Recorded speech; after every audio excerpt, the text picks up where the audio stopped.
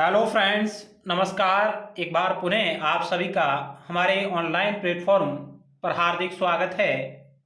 हमारी एक महत्वपूर्ण सीरीज चल रही थी, सफलता वाली सीरीज टॉपर गाइडेंस, राजनीति विज्ञान नागरिक शास्त्र, जिसके एक महत्वपूर्ण टॉपिक पर हम बात कर रहे थे। वो था हमारा राजनीतिक सिद्धांत, और उसी का अगला पार्ट है 6 नंबर, जिसमें हम आगामी परीक्षाओं की दृष्टि से महत्वपूर्ण अभ्यास प्रश्नों के बारे में बात कर रहे थे, जिसमें संभावित प्रश्न प्लस PYQ भी शामिल है, जो आपकी परीक्षा की दृष्टि से बेहद ही महत्वपूर्ण ये सीरीज है। तो आइए आज की क्लास की शुरुआत करते हैं। ये पार्ट नंबर 6 है। यदि आपने 1 से 5 तक पार्ट नहीं देखा तो आप उसे भी जरूर देखिएगा, जिसका लिंक इसी वीडियो सीरीज के नीचे डिस्क्रिप्शन बॉक्स में मिलेगा, या आप हमारे टेलीग्राम चैनल से भी जुड़ सकते हैं, जिसका लिंक भी इसी वीडियो सीरीज के नीचे डिस्क्रिप्शन बॉक्स में मिलेगा।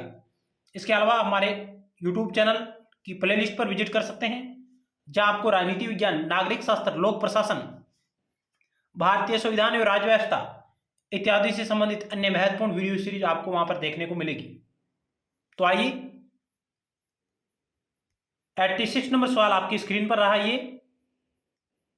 86 नंबर सवाल,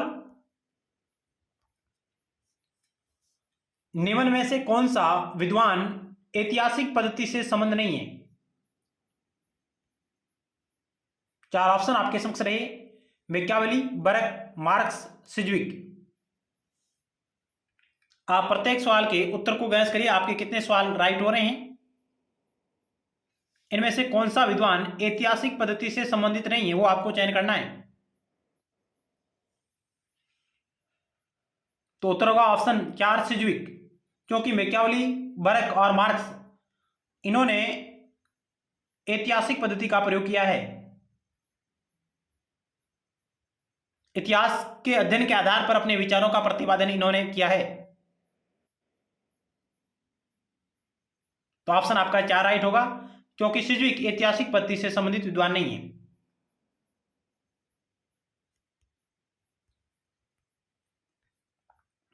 आइए, और विद्वान इनके बारे में क्या कहते हैं, इस अध्ययन पद्धति के बारे में। गवर्नर,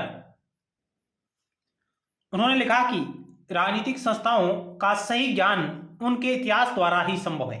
यानी कि गवर्नर महोदय कहते हैं कि राजनीतिक संस्थाओं का सही ज्ञान उनके इतिहास द्वारा ही संभव है।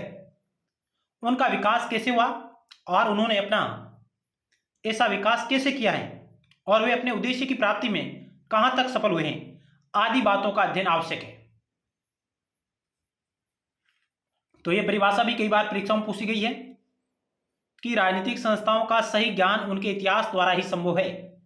उनका विकास कैसे हुआ, उन्होंने अपना ऐसा विकास कैसे किया, और वे अपने उद्देश्यों की प्राप्ति में कहां तक सफल हुए, आदि बातों का अध्ययन आवश्यक है। कौन लिखते हैं? गवर्नर लिखते हैं। तो इस परिभाषा को आप याद कर सकते हैं कि इसमें ज्यादातर प्रश्नवाचक शब्द आए हैं, कहां, कैसे, क्यों इत्यादि। तो इस प्रकार की परिभाषा इतिहास के बारे में गवर्नर द्वारा प्रतिपादित है। आगे लोस्की ने लिखा कि सच्ची राजनीति इतिहास का दर्शन है। सच्ची राजनीति इतिहास का दर्शन है, इस प्रकार का विचार लोस्की का यह कथन है। अगला है Montesquieu, Sabine, sir Henry Maine, अरस्तु, Gilchrist, Seeley, Freeman, Laski, Machiavelli, Hegel, Marx आदि लेखकों ने इस उपागम का इस्तेमाल किया है। यानी कि ऐतिहासिक पद्धति का इन्होंने उपयोग किया है अपने अध्ययन में। तो मॉन्टेस्क्यू है, सेबाइन है, सर हेनरी मैन, अरस्तु, Gilchrist, Seeley, Freeman, Laski, Machiavelli, Hegel, Marx आदि लेखकों ने इन्होंने ऐतिहासिक पद्धति का प्रयोग करके अपने विचारों का प्रतिपादन करने का प्रयास किया है। तो ये कुछ अन्य महत्वपूर्ण तथ्य थे जहां से भी सवाल परीक्षा में आ सकते हैं, तो आपकी नजर इन पे होनी चाहिए।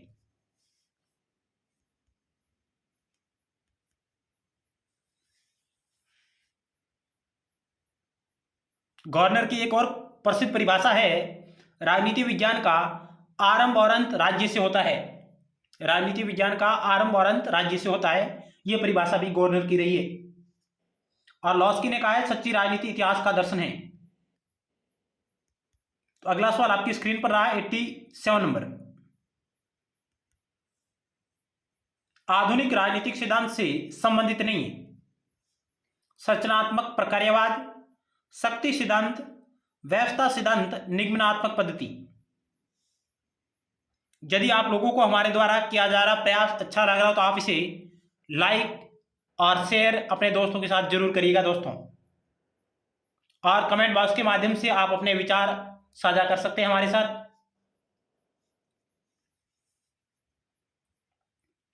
आधुनिक राजनीतिक सिद्धांत से संबंधित नहीं है, तो ऑप्शन आपका क्या राइट होगा? 4 नंबर, निगमनात्मक पद्धति। निगमनात्मक पद्धति यह परंपरागत राजनीतिक सिद्धांतों में इसका भरपूर प्रयोग हुआ है। मुख्य रूप से प्लेटो की जो अध्ययन पद्धति थी निगमनात्मक, जबकि अरस्तु की जो अध्ययन पद्धति थी वो थी आगमनात्मक पद्धति। संरचनात्मक प्रकार्यवाद, शक्ति सिद्धांत और व्यवस्था सिद्धांत ये आधुनिक राजनीतिक सिद्धांत से संबंधित है, जबकि निगमनात्मक पद्धति परंपरागत राजनीतिक सिद्धांतों से संबंधित है। तो ऑप्शन आपका 4 राइट होगा।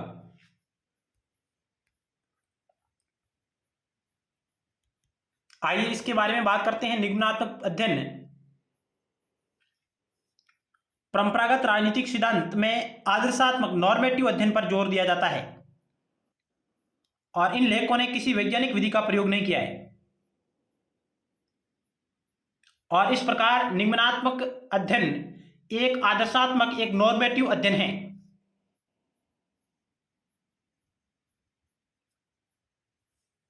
यह सिद्धांत किसी आदर्श की कल्पना को ही व्यवहारिक रूप देने के लिए किए गए प्रयासों में से एक है।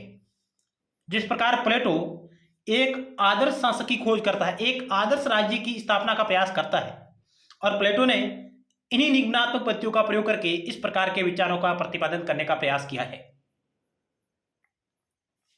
प्लेटो का दार्शनिक शासक और रूसो की सामान्य इच्छा इसी कोटि की कल्पनाएं हैं। तो प्लेटो, रूसो और हीगल का विश्व आत्मा का विचार भी काल्पनिक विचार होने के कारण आदर्शवादी अध्ययन का नमूना है। इन विचारकों ने इस प्रकार की पद्धतियों का प्रयोग किया है। तो हीगल, प्लेटो, रूसो, इनकी जो अध्ययन पद्धति है वो निगमनात्मक अध्ययन पद्धति रही है, जबकि अरस्तु, मैकियावेली, हॉब्स, इनकी जो अध्ययन पद्धति थी वो आगमनात्मक अध्ययन पद्धति थी। अध्ययन पद्धति भी कई प्रकार की है।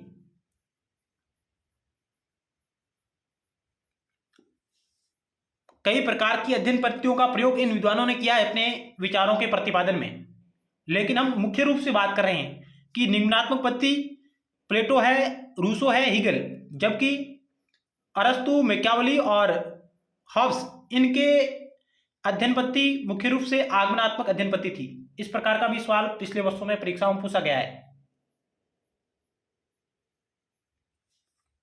तो आगमनात्मक पद्धति के बारे में आपको मुख्य रूप से 3 नाम याद होने चाहिए: अरस्तु, मैकियावेली, हॉब्स।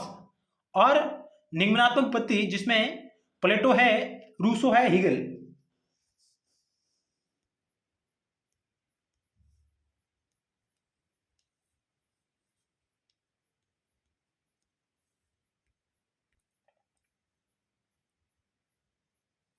अगला सवाल 88 नंबर आपकी स्क्रीन पर रहा। निम्नलिखित में से किस विचारक ने विचारधारा के अंत की बात की है?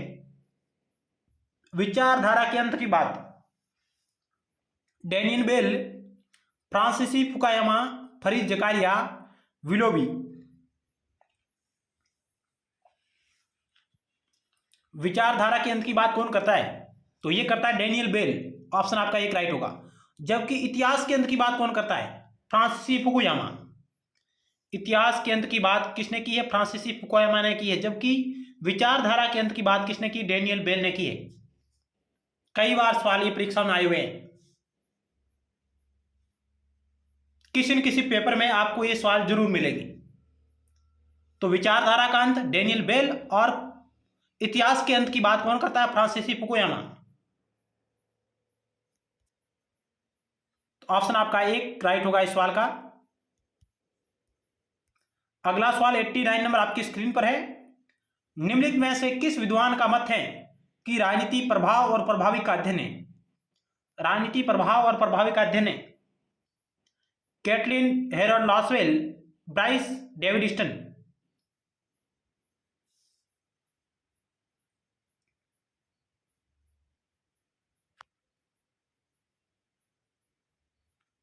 तो ऑप्शन आपका 3 राइट होगा। हेराल्ड लॉसवेल का यह कथन है कि राजनीति प्रभाव और प्रभावी का अध्ययन है, हेराल्ड लॉसवेल।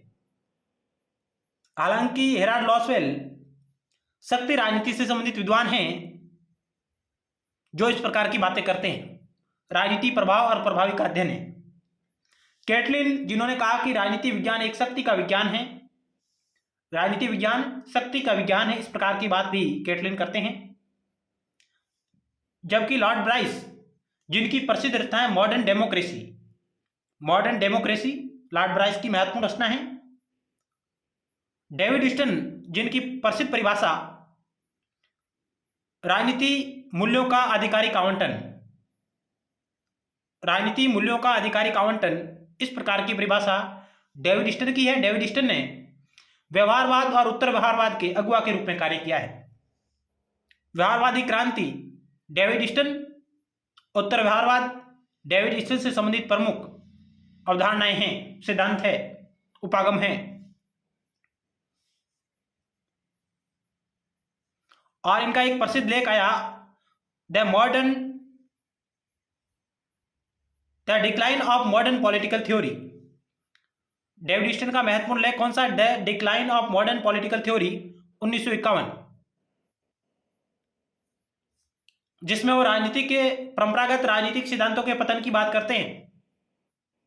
तो ये कुछ अन्य महत्वपूर्ण बिंदु थे जो भी आपको ध्यान में होने चाहिए। तो ऑप्शन आपका 3 राइट होगा इस सवाल का। अगला सवाल 90 नंबर आपकी स्क्रीन पर रहा। 1960 के दशक में नव मार्क्सवादी सिद्धांत संरचनात्मक मार्क्सवाद काफी लोकप्रिय हुआ। 1960 के दशक में नव मार्क्सवादी सिद्धांत संरचनात्मक मार्क्सवाद काफी लोकप्रिय हुआ। इसका विरोध मुख्यतः निम्न में से किसके प्रति अधिक रहा? किसके प्रति अधिक रहा? मुख्य रूप से हीगल मार्क्सवादी, आर्थिक निर्धारणवाद, विश्लेषणात्मक मार्क्सवाद, उत्तर आधुनिक मार्क्सवाद। क्या होगा इस 90 नंबर सवाल का राइट उत्तर?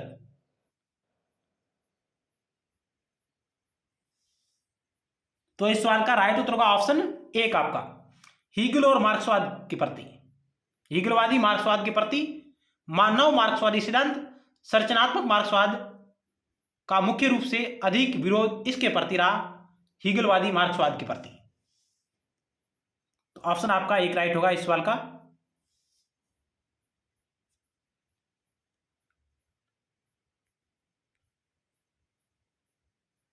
अगला सवाल आपकी स्क्रीन पर रहा 91 नंबर।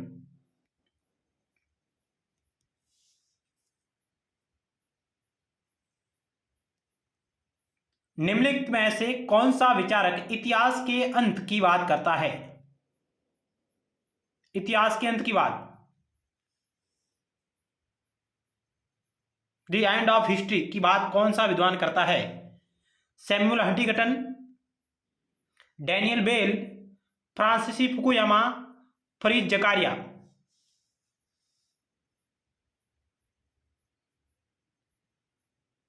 क्या होगा इस 91 नंबर सवाल का राइट उत्तर?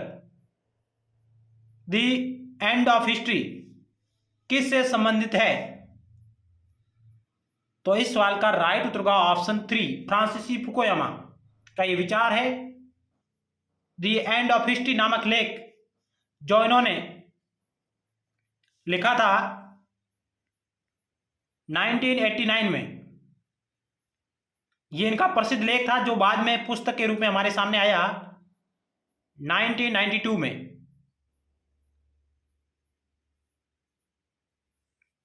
जिसमें उन्होंने इतिहास के अंत की बात कही, जबकि डैनियल बेल विचारधारा के अंत की बात करता है। सैमुअल हंटिंगटन सभ्यताओं के संघर्ष की बात करता है, सभ्यताओं का संघर्ष। यह शब्दावली सैमुअल पी हंटिंगटन से है। तो इस प्रकार के सवाल मिलान करने वाले आ सकते हैं। एक तरफ विचारक और दूसरी तरफ शब्दावली, जैसे विचारधारा का अंत डैनियल बेल, सभ्यताओं का संघर्ष सैमुअल पी हंटिंगटन और इतिहास का अंत फ्रांसीसी फुकुयामा इत्यादि इस प्रकार की शब्दावली आपके समक्ष आ सकती है परीक्षाओं में, तो ये भी आपको ध्यान में रहना चाहिए। तो इतिहास का अंत नामक लेख जो 1989 में लिखा गया और 1992 में एक पुस्तक के रूप में हमारे सामने आया। ऑप्शन 3 इस सवाल का राइट उत्तर होगा।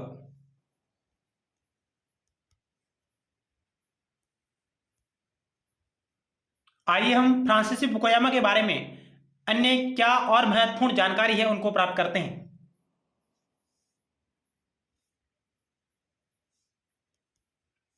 फ्रांसीसी फुकुयामा पेशे से प्रोफेसर हैं। अमेरिकी राजनीतिक अर्थशास्त्र के रूप में उनकी ख्याति है, यानी कि अमेरिकी राजनीतिक अर्थशास्त्री के रूप में इनकी ख्याति है। तो हम कह सकते हैं कि फ्रांसीसी फुकुयामा एक राजनीतिक अर्थशास्त्री है जिन्होंने जॉन हॉपकिंस विश्वविद्यालय के school of advance international studies में प्रोफेसर के रूप में इन्होंने कार्य किया है। जॉन हॉपकिंस यूनिवर्सिटी, जहां पर इन्होंने school of advance international study में प्रोफेसर के रूप में कार्य किया। इन्होंने 1989 में इतिहास का अंत शीर्षक से लेख लिखा। सबसे वेरी मोस्ट ये बात है कि इतिहास का अंत शीर्षक लेख कब लिखा गया? 1989 में। किसने लिखा? फ्रांसीसी फुकुयामा ने। यहां से कई बार परीक्षाओं में प्रश्न आए हैं डायरेक्ट इनके लेख से, इनकी पुस्तक से, इनके विचारों से।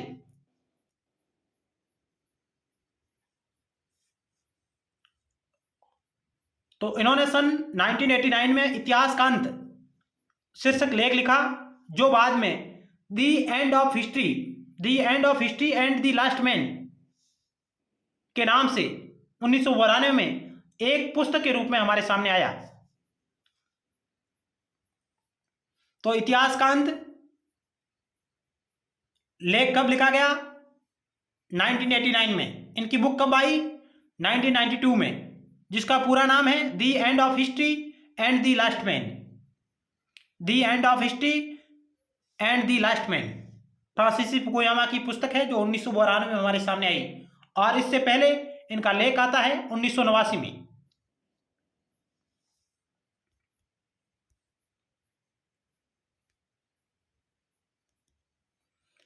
The end of history and the last man 1992 में अमेरिकी राजनीतिक वैज्ञानिक फ्रांसीसी फुकुयामा द्वारा राजनीतिक दर्शन की एक पुस्तक है।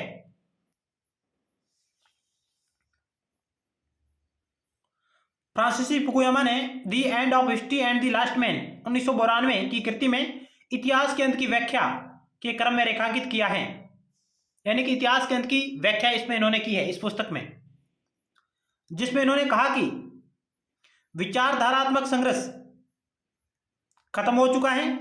मौजूदा युग सारी दुनिया में उदार जनतंत्र का युग है। शीत युद्ध समाप्त हो चुका है। इस प्रकार के विचार जो इन्होंने इस कृति में लिखे हैं कि विचारधारात्मक संघर्ष खत्म हो चुका है, मौजूदा युग सारी दुनिया में उदार जनतंत्र, उदार लोकतंत्र का युग है, और शीत युद्ध समाप्त हो चुका है। यानी इन्होंने कहा कि जो शीत युद्ध का था 1945 से 1990 के बीच का जो द्वितीय विश्व युद्ध के बाद का जो दौर था, उसको लेकर इन्होंने अपने विचार दिए हैं मुख्य रूप से, जिसमें उन्होंने कहा कि इन महाशक्तियों के मध्य जो टकराव था वो अब समाप्त हो गया है, सोवियत संघ बिखर गया है, यानी इतिहास का अंत हो गया है। इस प्रकार की बातें की है इन्होंने। तो इस प्रकार का कथन भी आ सकता है कि विचारधारात्मक संघर्ष खत्म हो चुका है, मौजूदा युग सारी दुनिया में उदार जनतंत्र का युग है, शीत युद्ध समाप्त हो चुका है। यह विचार फ्रांसीसी फुकुयामा का है।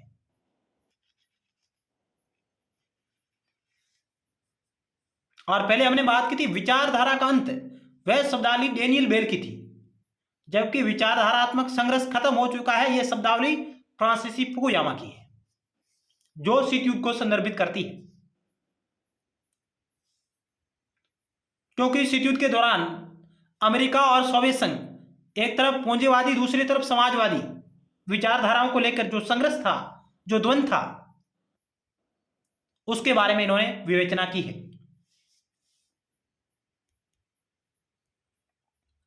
इनकी अन्य महत्वपूर्ण रचना है trust the social virtue and the creation of prosperity. Trust the social virtue and the creation of prosperity, जो 1995 में प्रकाशित हुई। अन्य इनकी रचना है our post human future. Our post human future, consequence of the biotechnology revolution, यह भी इनकी एक अन्य महत्वपूर्ण रचना रही है। और एक कृति है इनकी state building, governance and world order in the 21st century, 2004 में आई। तो कई बार सवाल आ सकता है कि निम्नलिखित में से कौन सी पुस्तक फ्रांसीसी फुकुयामा द्वारा लिखित है या नहीं है।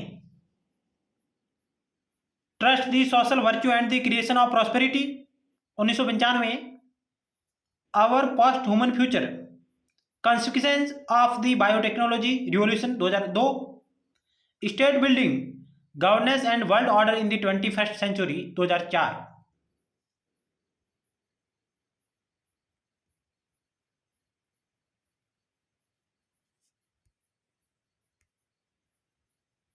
आगे अन्य और महत्वपूर्ण बिंदु, इतिहास का अंत की धारणा के लिए फुकुयामा ने फ्रांसीसी दार्शनिक अलेक्जेंडर कोजवे और नव अनुदारवादी न्यू कंजर्वेटिव दार्शनिक लियो स्ट्रॉस के विचारों का सहारा लिया। यानी कि इतिहास की अंत की धारणा के लिए फ्रांसीसी फुकुयामा ने किन विचारकों से अपने विचार ग्रहण किए, तो इन्होंने किए हैं फ्रांसीसी दार्शनिक है अलेक्जेंडर कोजवे और नव अनुदारवादी दार्शनिक लियो स्ट्रॉस के विचारों का इन्होंने सहारा लिया, क्योंकि उन दोनों पर नीत्शे के विचारों का गहरा प्रभाव था। फ्रेडरिक नीत्शे, जिनके विचारों का प्रभाव था अलेक्जेंडर कोजवे और लियो स्ट्रॉस के ऊपर, और उन्हीं विचारों की शब्दावली से इन्होंने इतिहास के अंत की धारणा प्रतिपादित की है फ्रांसीसी फुकुयामा ने।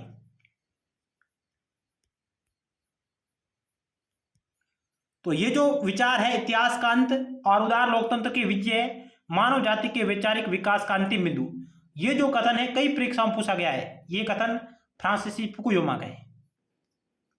इतिहास का अंत, उदार लोकतंत्र की विजय, मानव जाति के वैचारिक विकास का अंतिम बिंदु है। बहुत ही प्रसिद्ध कथन, वेरी वेरी मस्ट कथन है ये।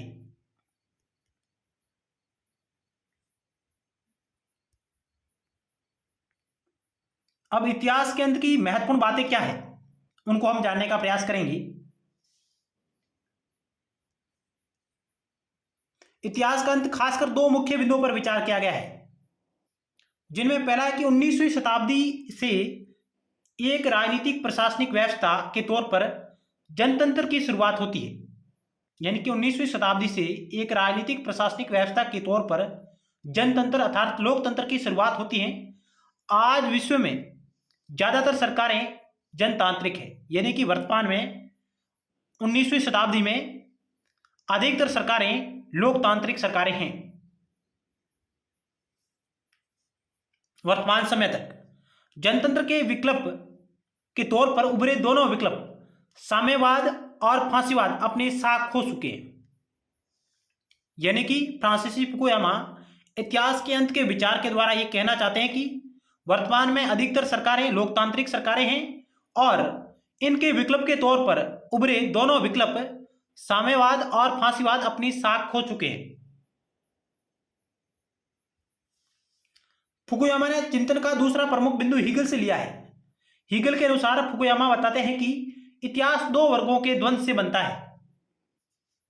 जो दूसरा विचार है जो फुकुयामा हीगल से ग्रहण करते हैं, और हीगल ने कहा कि इतिहास दो वर्गों के द्वंद्व यानी कि संघर्ष से बनता है, और यह द्वंद्व मालिक और गुलाम का है। फ्रांसिस फुकुयामा उदाहरण देते हैं कि यह द्वंद्व मालिक और गुलाम का है, जिसमें हीगल ने बात की थी कि वाद, प्रतिवाद और स्वांत, जिनके माध्यम से इतिहास आगे बढ़ता है, वाद, प्रतिवाद और स्वांत, उन्हीं बातों को फ्रांसीसी फुकुयामा द्वारा ग्रहण करके अपना विचार प्रतिपादित कर रहे हैं कि मालिक और गुलाम, जिसमें मालिक थीसिस है, यानी कि वाद है और गुलाम एंटीथेसिस यानी कि प्रतिवाद है।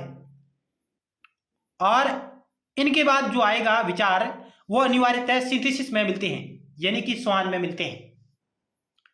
ये दोनों शांति के साथ सिर्फ जनतंत्र में ही रह सकते हैं, यानी कि मालिक और गुलाम यानी कि वाद और प्रतिवाद ये दोनों शांति के साथ सिर्फ जनतंत्र में ही रह सकते हैं, न कि साम्यवाद और न ही फांसीवाद के साथ। तो इस प्रकार की बातें हैं जो फ्रांसीसी फुकुयमा द्वारा की गई, जो इतिहास के अंत का विचार हमारे सामने आया।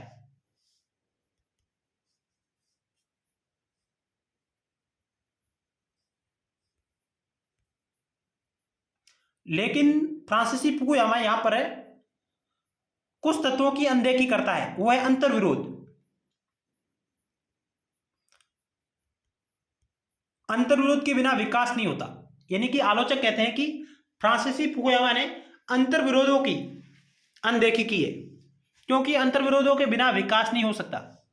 उदार जनतंत्र में यह समता नहीं है कि वह शोषित और शोषक के मध्य अंतर्विरोधों, श्रम और पूंजी के बीच अंतर्विरोधों का शमन कर सके, उन्हें समाप्त कर सके। यानी आलोचक कहते हैं कि फ्रांसीसी फुकुयामा ने इस विचार को प्रतिपादित नहीं किया है कि उदार लोकतंत्र में अंतर्विरोध भी विद्यमान है। इसकी बात फ्रांसीसी फुकुयामा द्वारा नहीं की जाती है। और उदार लोकतंत्र में यह शक्ति नहीं है कि वह शोषक और शोषित के मध्य, श्रम और पूंजी के मध्य जो अंतर्विरोध है, जो खाइयां हैं, उनका शमन करे या उनको समाप्त करे या उनको कम कर सके। जब तक ये दोनों अंतर्विरोध बरकरार रहेंगे तब तक किसी भी किस्म की थीसिस संभव नहीं है, यानी कि समाज संभव नहीं है। जैसे कि फ्रांसीसी फुकुयामा बताते हैं कि उस प्रकार का विचार इस धरातल पर नहीं आ सकता, यह इनके आलोचकों का कहना है।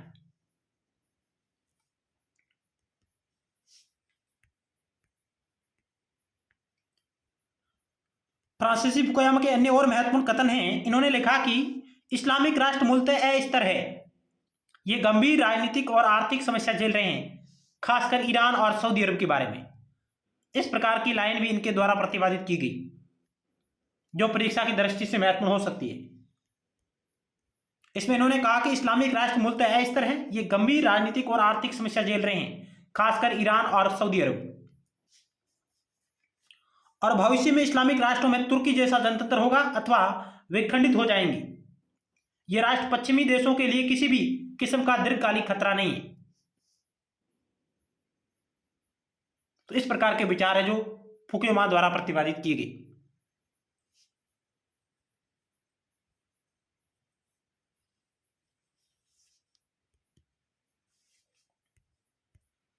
अंतिम स्लाइड जो फ्रांसीसी फुकुयामा की है, जिसके बारे में हम बात करते हैं।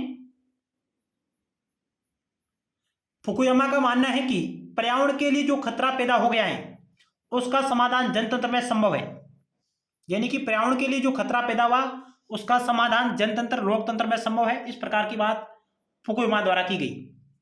दूसरी बात इन्होंने कही फुकुयामा के विचारों की सैमुअल पी हंटिंगटन ने द क्लैश ऑफ सिविलाइजेशन, सभ्यताओं का संघर्ष, ये जो विचार एच.पी. हंटिंगटन का है उसमें इन्होंने तीखी आलोचना की है। तो यह भी अपने आप में सवाल बनता है, द क्लैश ऑफ सिविलाइजेशन किसकी रचना है? सैमुअल पी हंटिंगटन की है। सभ्यताओं के संघर्ष की बात कौन करता है? सैमुअल पी हंटिंगटन करता है। और फुकुयामा के विचारों की इन्होंने आलोचना की है, किसने? सैमुअल पी हंटिंगटन ने the clash of civilization book में। हंटिंगटन कहते हैं कि तात्कालिक तौर पर विचारधाराओं के संघर्ष को सभ्यताओं के संघर्ष ने अपदस्थ कर दिया है, यानी कि फुकुयामा के विचारों की आलोचना करते हुए हंटिंगटन कहते हैं कि तात्कालिक तौर पर विचारधाराओं के संघर्ष को सभ्यताओं के संघर्ष ने अपदस्थ कर दिया है। फुकुयामा के बाद में स्वयं माना, यानी फ्रांसीसी फुकुयामा ने बाद में स्वयं माना कि इतिहास का अंत की धारणा अधूरी थी। इसके कारण अलग अलग हैं, यानी कि अंत में फ्रांसीसी फुकुयामा इस विचार को स्वयं मानते हैं कि इतिहास के अंत की धारणा अधूरी थी, जो उन्होंने 1989 के अपने लेख में और 1992 की अपनी पुस्तक में प्रतिपादित की थी। तो ये स्वयं फ्रांसिस फुकुयामा स्वीकार करते हैं कि इतिहास के अंत की धारणा अधूरी थी। फुकुयामा ने अपनी नई कृति आवर पोस्ट ह्यूमन फ्यूचर में लिखा कि हम इतिहास के अंत तक इसलिए नहीं पहुंच पाए, हम इतिहास के अंत के लिए इसलिए नहीं पहुंच पाए क्योंकि हम विज्ञान के अंत तक नहीं पहुंच पाए। मनुष्य अपने एवोल्यूशन को स्वयं नियंत्रित कर रहा है और इसका उदार जनता पर संभवतः भयानक प्रभाव होगा।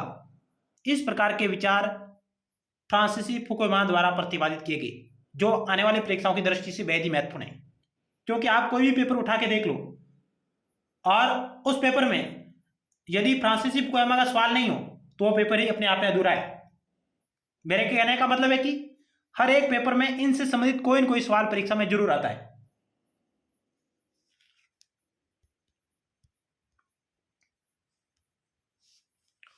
तो इस प्रकार का भी सवाल आ सकता है कि फ्रांसिस फुकुयामा ने अपनी किस कृति में लिखा कि हम इतिहास के अंत तक इसलिए नहीं पहुंच पाए क्योंकि हम विज्ञान के अंत तक नहीं पहुंच पाए।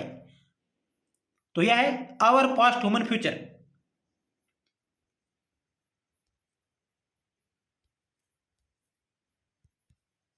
अगला सवाल आपकी स्क्रीन पर रहा।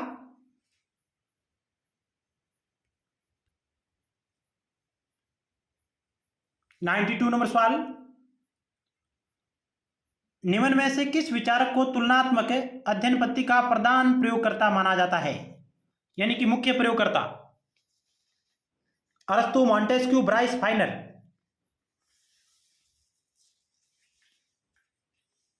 निम्न में से किस विचारक को तुलनात्मक अध्ययन पद्धति का प्रधान प्रयोगकर्ता माना जाता है? तो इस सवाल का राइट उत्तर का ऑप्शन एक अरस्तु को। तत्कालीन यूनान की 158 नगर राज्यों के संविधानों का इन्होंने अध्ययन किया था और उनके आधार पर अपने विचारों का इन्होंने प्रतिपादन किया है। सरकार के शुद्ध और अशुद्ध रूपों की इन्होंने बात की है, यानी कि शुद्ध और विकृत रूप उनकी इन्होंने बात की है। तो ऑप्शन आपका एक राइट होगा। हालांकि ये विचारक भी तुलनात्मक अध्ययन पद्धति का प्रयोग करते हैं। यहां पर वो पूछ रहा है प्रधान प्रयोगकर्ता, मुख्य प्रयोगकर्ता, पहली बार प्रयोगकर्ता, तो अरस्तु होगा उत्तर, जिन्होंने प्राचीन ग्रीक यानी यूनान के 158 नगर राज्यों के संविधानों का अध्ययन किया तुलनात्मक रूप से और फिर अपने विचारों का इन्होंने प्रतिपादन किया। तो ऑप्शन आपका एक राइट होगा। और अन्य विद्वानों में यह भी शामिल है, तुलनात्मक अध्ययन पद्धति के प्रयोगकर्ता में यह भी शामिल है मॉन्टेस्क्यू, ब्राइस, फाइनर इत्यादि।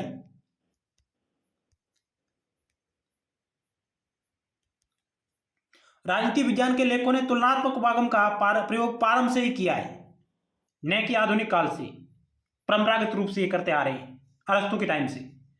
उदाहरणतः अरस्तु ने अपनी पुस्तक पॉलिटिक्स की रचना करते समय 158 संविधानों का अध्ययन किया है और तुलना के आधार पर आदर्श राज्य के गुणों तथा क्रांतियों के कारणों का इन्होंने उल्लेख किया है।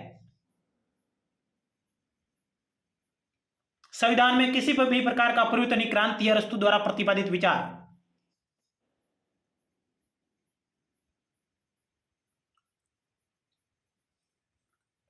बोंदा, Montesquieu, Lord Bryce, Herman Finer आदि लेखकों ने इस उपागम का इस्तेमाल किया है।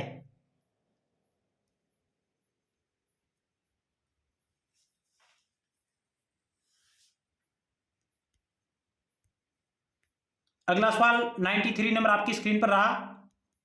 Very very must, the future of freedom liberal democracy at home and abroad book के लेखक हैं।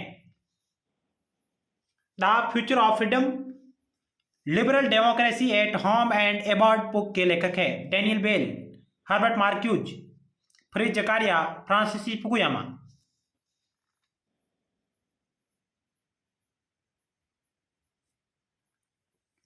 क्या होगा इस 93 नंबर सवाल का राइट उत्तर? तो ऑप्शन आपका 3 राइट होगा। फ्रिज जकारिया की ये पुस्तक है the future of freedom liberal democracy at home and abroad. यह पुस्तक फ्रिज जकारिया की। ऑप्शन आपका 3 राइट होगा।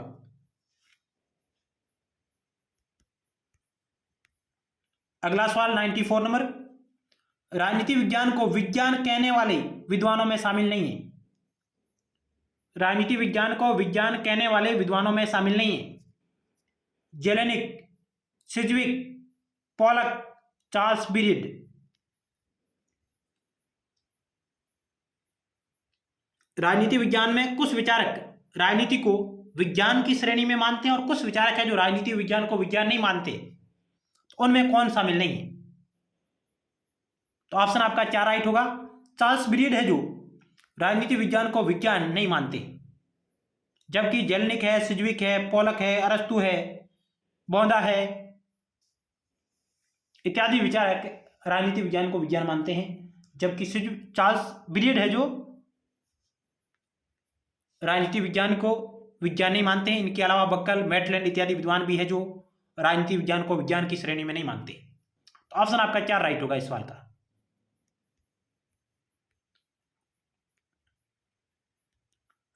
राजनीति विज्ञान की प्रकृति से यह अर्थ लिया जाता है कि प्राकृतिक विद्वानों की तरह राजनीति विज्ञान विज्ञान है या नहीं है। यानी कि राजनीति विज्ञान की प्रकृति क्या है, उस प्रकृति के आधार पर यह कहा जा सकता है क्या यह प्राकृतिक विज्ञान की तरह राजनीति विज्ञान भी विज्ञान है या नहीं है। इसको लेकर विद्वानों में मतभेद है, क्योंकि कुछ विद्वान ये मानते हैं कि राजनीति विज्ञान एक प्राकृतिक विज्ञान की तरह विज्ञान है, जबकि कुछ विद्वान मानते हैं कि यह विज्ञान की श्रेणी में नहीं है। तो अनेक प्रत्यक्षवादी राजनीतिक विद्वान राजनीति विज्ञान का अध्ययन प्राकृतिक विज्ञानों की तरह करना चाहते हैं। प्रत्यक्षवादी राजनीतिक विद्वान राजनीति विज्ञान का अध्ययन प्राकृतिक विज्ञानों की तरह करना चाहते हैं। उन्हीं के आधार पर वे वैज्ञानिकता की कसौटी पर कसना चाहते हैं और उनका कहना है कि राजनीति विज्ञान को विज्ञान होने में कोई शक नहीं है, यह पूर्णतः समाज विज्ञान है। ऐसा मानना है प्रत्यक्षवादी राजनीतिक विद्वानों का कि राजनीति विज्ञान को विज्ञान होने में कोई शक नहीं है, यह पूर्णतः समाज विज्ञान है, क्योंकि इसे वैज्ञानिकता की कसौटी पर कसा जा सकता है। लेकिन विचारकों की एक ऐसी श्रेणी है जो मानते हैं कि राजनीति विज्ञान प्राकृतिक विज्ञानों की भांति विज्ञान नहीं हो सकता।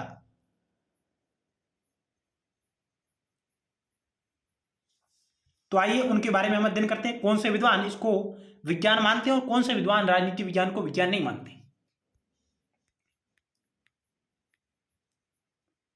पहले हम बात करें कि राजनीति विज्ञान को विज्ञान मानने वाले विद्वान कौन कौन से हैं।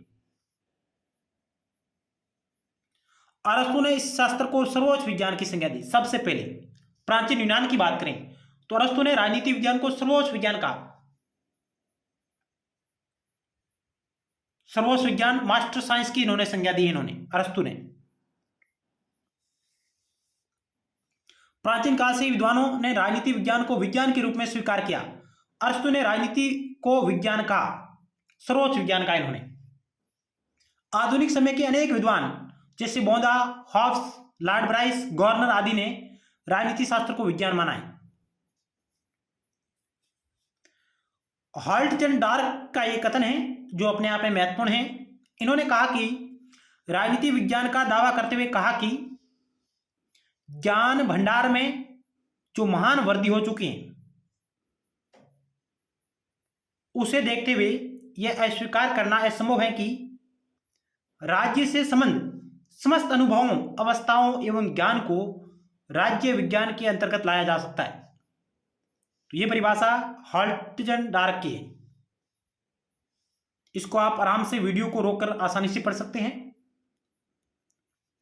हॉल्टजन डार्क राजनीति विज्ञान का दावा करते हुए कहा कि ज्ञान भंडार में जो महान वृद्धि हो चुकी है उसे देखते हुए यह अस्वीकार करना असंभव है कि राज्य से संबंध समस्त अनुभवों, अवस्थाओं एवं ज्ञान को राज्य विज्ञान के अंतर्गत लाया जा सकता है। तो कहने का मतलब है कि यह राजनीति विज्ञान को विज्ञान की श्रेणी में लाती है। बर्नार्ड शॉ इस मानवीय सभ्यता को सुरक्षित रख सकने वाला विज्ञान कहते हैं। राजनीति विज्ञान को मानवीय सभ्यता को सुरक्षित रख सकने वाला विज्ञान कहते हैं। कौन? Bernard Shaw, George Bernard Shaw. कि राजनीति विज्ञान मानवीय सभ्यता को सुरक्षित रख सकने वाला विज्ञान है।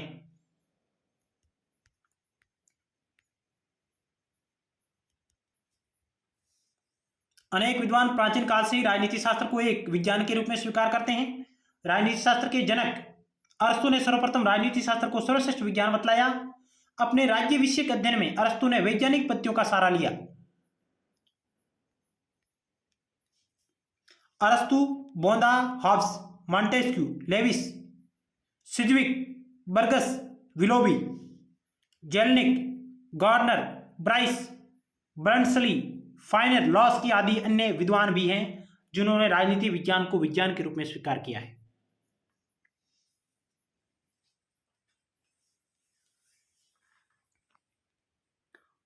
तो राजनीति विज्ञान को विज्ञान मानने वाला विद्वान कौन कौन से हैं? तो सबसे पहले अरस्तु, Bodin, Hobbes, Montesquieu, Lewis, Sidgwick, Burgess, Willoughby, Jellinek, Garner, Bryce, बर्नसली, डॉक्टर फाइनर और लॉस्की। ये विद्वान राजनीति विज्ञान को एक विज्ञान की श्रेणी में लाकर खड़ा करते हैं, जबकि ब्रक, काम्टे, मेटलैंड इत्यादि विद्वान हैं जो राजनीति विज्ञान को विज्ञान नहीं मानते। उनके बारे में बात करते हैं। राजनीति विज्ञान को विज्ञान नहीं मानने वाले विद्वान कौन कौन से? तो उनमें बात करें तो एक और बकल, यानी कि बकल, काम्टे, मेटलैंड, एमॉस, ब्रियड, मॉस्का, बरक आदि विद्वान हैं जो राजनीति विज्ञान को विज्ञान के रूप में स्वीकार नहीं करते हैं। तो कौन से विद्वान राजनीति विज्ञान को विज्ञान के रूप में स्वीकार नहीं करते हैं? तो बक्कल, काम्टे, मेटलैंड, एमॉस, ब्रियड, मॉस्का, बरक आदि विद्वान। बक्कल का एक प्रसिद्ध कथन है, इन्होंने कहा कि ज्ञान की वर्तमान अवस्था में राजनीति को विज्ञान मानना तो दूर, यह कलाओं में भी पिछली कला है। यानी कि ज्ञान की वर्तमान अवस्था में राजनीति को विज्ञान मानना तो दूर, यह कलाओं में भी पिछली कला है, पिछली हुई कला माना बकल ने।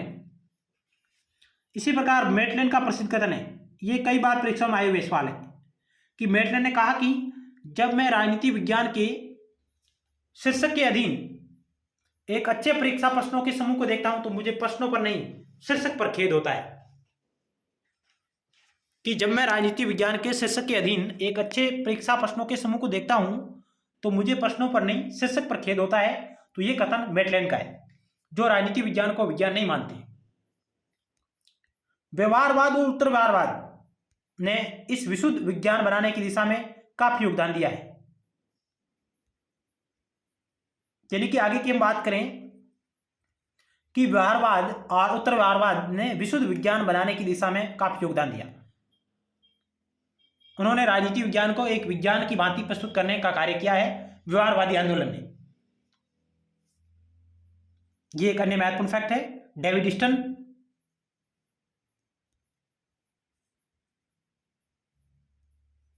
अगला सवाल आपकी स्क्रीन पर रहा 95 नंबर।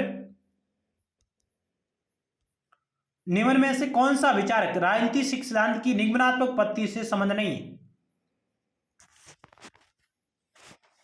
निम्न में से कौन सा विचारक राजनीतिक सिद्धांत की निगमनात्मक पद्धति से संबंधित नहीं है? Rousseau, Bentham, Hegel, Hobbes. तो इस सवाल का राइट उत्तर का ऑप्शन नंबर 4 हॉब्स। हॉब्स की अध्ययन पद्धति आगमनात्मक अध्ययन पद्धति है। हमने बात की थी पहले, अरस्तु, मैकियावली और हॉब्स, इन तीनों की अध्ययन पद्धति है आगमनात्मक अध्ययन पद्धति। जबकि प्लेटो, रूसो, बेंथम और हीगल, इन विद्वानों की जो अध्ययन पद्धति है वो है निगमनात्मक अध्ययन पद्धति। इन विद्वानों ने कई प्रकार की अध्ययन पद्धतियों का प्रयोग किया है, लेकिन हम मुख्य रूप से बात करते हैं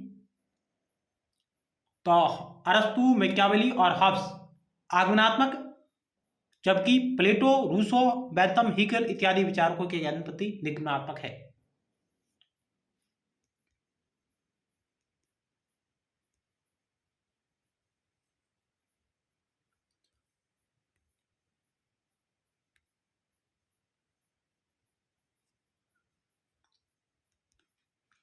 आगे हम बात करें दार्शनिक उपागम, फिलोसॉफिकल अप्रोच।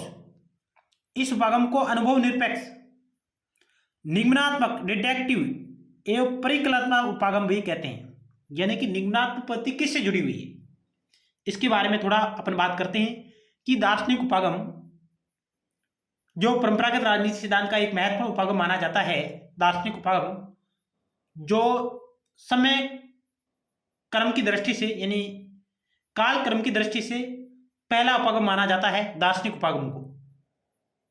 कई बार उपागम को क्रम में व्यवस्थित करने का सवाल आता है कि कौन सा उपागम पहले था और कौन सा बाद में।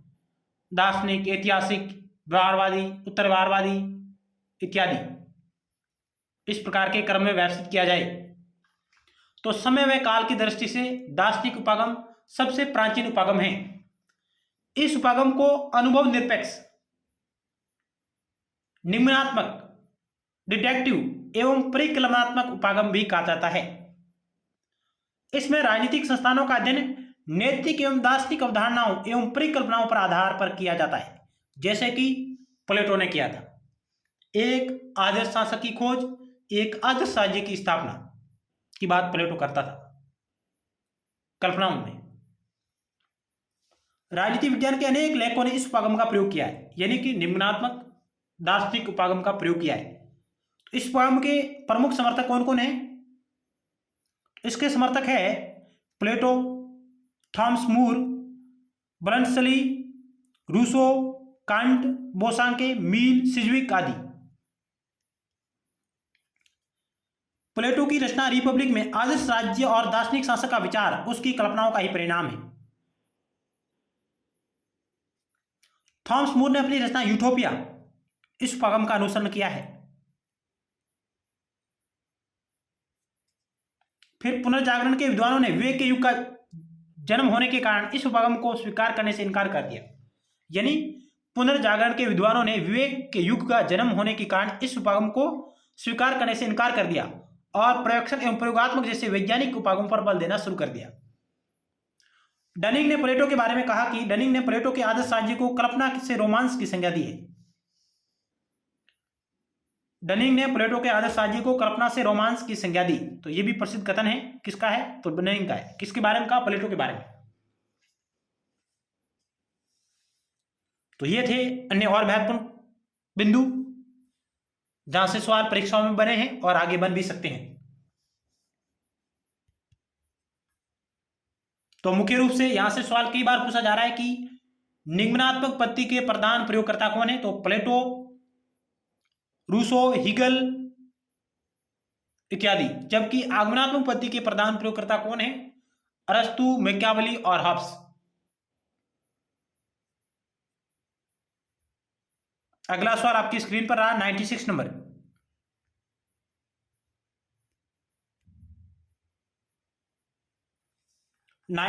सवाल क्या कहता है कि विचारधारा के अंत से संबंधित विद्वानों में निम्न में से किस विद्वान ने political man the social basis of politics नामक पुस्तक लिखी? बहुत ही वेरी मस्ट सवाल है, इंपॉर्टेंट। विचारधारा के अंत से संबंधित विद्वानों में निम्न में से किस विद्वान ने political man the social basis of politics नामक पुस्तक लिखी है? चार ऑप्शन आपके समक्ष रहे। चार ऑप्शन है आपके समक्ष: Daniel Bell, Judith Shklar, Fredric Jameson, Seymour Martin Lipset. Political man the social basis of politics पुस्तक किसकी है?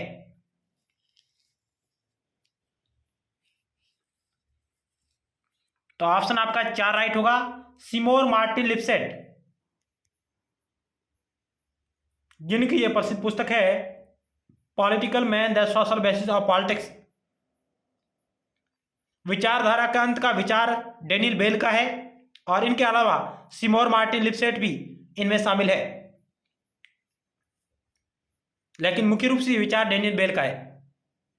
तो ऑप्शन आपका 4 राइट होगा, क्योंकि ये पुस्तक है जो political man the social basis of politics Seymour Martin Lipset की है। इसका शॉर्टकट में नाम आता है S M Lipset. Fredric Jameson एक उत्तर आधुनिकतावादी विचारक है। उत्तर आधुनिकतावादी विचारक है फ्रेडरिक जेम्सन, जो पूंजीवाद के बारे में बात करते हैं। उत्तर आधुनिकतावाद के संदर्भ में पूंजीवाद की कार्यप्रणाली के बारे में ये बात करते हैं। कौन? Fredric Jameson.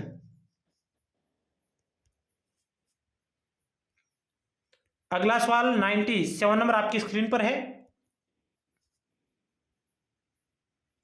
निम्नलिखित में से किस विचारक ने राजनीति को शक्ति आधारित उत्पीड़न और शोषण की प्रक्रिया माना, यानी कि राजनीति को शक्ति आधारित उत्पीड़न और शोषण की प्रक्रिया माना है।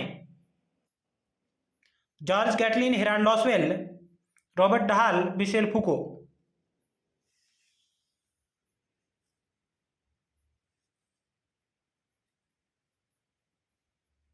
तो इस सवाल का राइट उत्तर का ऑप्शन 4 मिशेल फूको।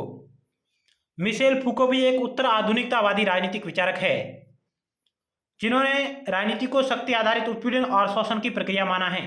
ऑप्शन आपका 4 राइट होगा।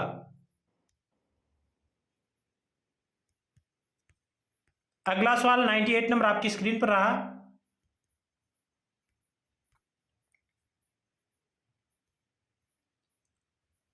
निम्नलिखित में से किस विद्वान ने सरकारी शोध एवं सहयोगात्मक प्रयत्न को प्रोत्साहन दिया? किस विद्वान ने सरकारी सहयोग एवं सहयोगात्मक प्रयत्न को प्रोत्साहन दिया? Catlin, Lasswell, Charles Merriam, Sabine.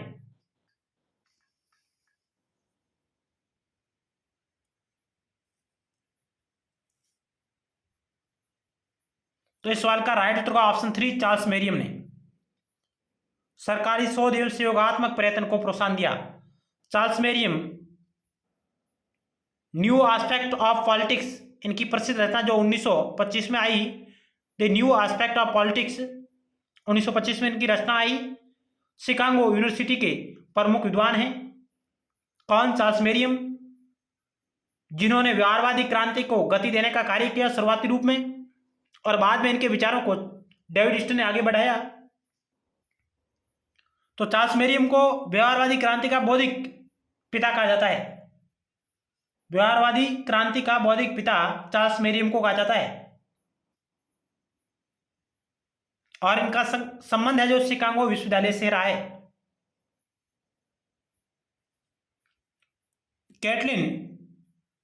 Caitlin जो राजनीति को शक्ति विज्ञान के रूप में परिभाषित करते हैं, राजनीति शक्ति का विज्ञान है, कैटलिन का विचार है। लॉसवेल राजनीति प्रभाव और प्रभावी का अध्ययन है, इस प्रकार का विचार प्रतिपादन करते हैं। सेबाइन जो राजनीति विज्ञान में ऐतिहासिक दृष्टिकोण के प्रमुख समर्थक माने जाते हैं। सेबाइन राजनीति विज्ञान में ऐतिहासिक दृष्टिकोण के प्रमुख समर्थक विद्वान हैं। तो इस प्रकार इस सवाल का राइट उत्तर का ऑप्शन 3 चार्ल्स मेरियम, जिन्होंने सरकारी शोध एवं सहयोगात्मक प्रयत्न को बढ़ावा दिया, प्रोत्साहन दिया।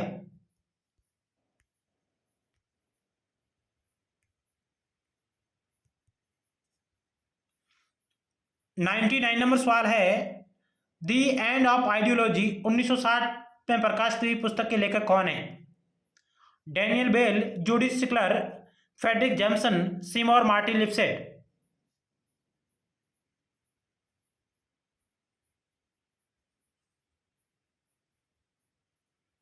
क्या होगा इस सवाल का राइट उत्तर?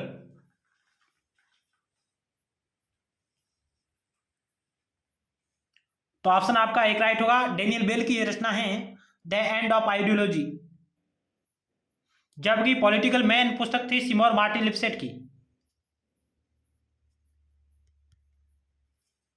तो ऑप्शन आपका एक राइट होगा इस सवाल का।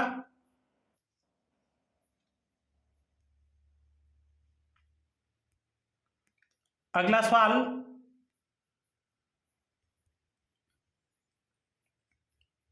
निम्नलिखित में से किस विचारक ने मैकार्थिज्म पर लिखित अपनी पुस्तक द टॉर्मेंट ऑफ सीक्रेसी में पश्चिम में विचारधारा की राजनीति के पतन और सभ्यता की राजनीति के उदय के भाव को चिन्हित किया है? ऑप्शन आपके समक्ष रहे। David Easton, Edward Shils, Daniel Bell, Lipset, H M. Lipset, Martin Lipset, Samuel Martin Lipset, Seymour Martin Lipset जिनका पूरा नाम है। 100 नंबर सवाल है, निम्नलिखित में से किस विचारक ने मैकार्थिज्म पर लिखित अपनी पुस्तक द टॉर्मेंट ऑफ सीक्रेसी में पश्चिम में विचारधारा की राजनीति के पतन और सभ्यता की राजनीति के उदय के भाव को चिन्हित किया? चार ऑप्शन आपके समक्ष रहे। तो इस सवाल का राइट उत्तर का ऑप्शन 2 एडवर्ड सिल्स का ये, एडवर्ड सिल्स जिनकी ये पुस्तक और इनके ये विचार है। मैकार्थिज्म पर लिखित अपनी पुस्तक Edward Shils, the torment of secrecy में पश्चिम में विचारधारा की राजनीति के पतन और सभ्यता की राजनीति के उदय के भाव को चिन्हित किया है। और हमने एक और पहले पढ़ा था कि इतिहास का अंत की जो बात फ्रांसीसी फुकुयमा द्वारा की गई थी उसकी आलोचना करते हुए सैमुअल पी हंटिंगटन ने दी क्लैश ऑफ सिविलाइजेशन में विचार व्यक्त किया कि इतिहास के अंत को सभ्यताओं के संघर्ष ने अपदस्थ कर दिया है। और ये यहां बात हो रही है Edward Shils the torment of secrecy नामक पुस्तक।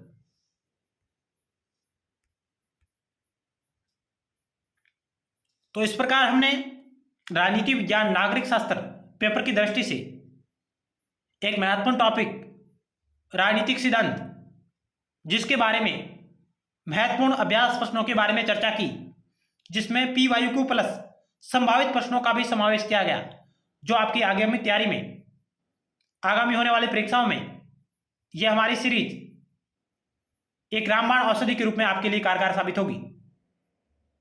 जरूर आप लगातार हमारे साथ जुड़े रहिएगा। मिलते हैं नेक्स्ट वीडियो में अन्य और महत्वपूर्ण सवालों के साथ और इसी टॉपिक के अन्य और महत्वपूर्ण सवालों के साथ। उसके बाद हम पाश्चात्य राजनीतिक विचारक, अंतर्राष्ट्रीय राजनीति एवं संबंध, भारतीय राजनीतिक विचारक, तुलनात्मक राजनीतिक विचारक, लोक प्रशासन, भारतीय संविधान एवं राज्य व्यवस्था, इन इत्यादि विषयों पर आधारित अन्य और महत्वपूर्ण प्रश्नों के बारे में बात करेंगे लगातार आगामी दिनों में। तो आप लोग इस चैनल को ज़्यादा से ज़्यादा शेयर करें अपने दोस्तों के साथ। आप हमारा टेलीग्राम चैनल से भी जुड़ सकते हैं, जिसका लिंक इसी वीडियो सीरीज के नीचे डिस्क्रिप्शन बॉक्स में दिया गया है। धन्यवाद।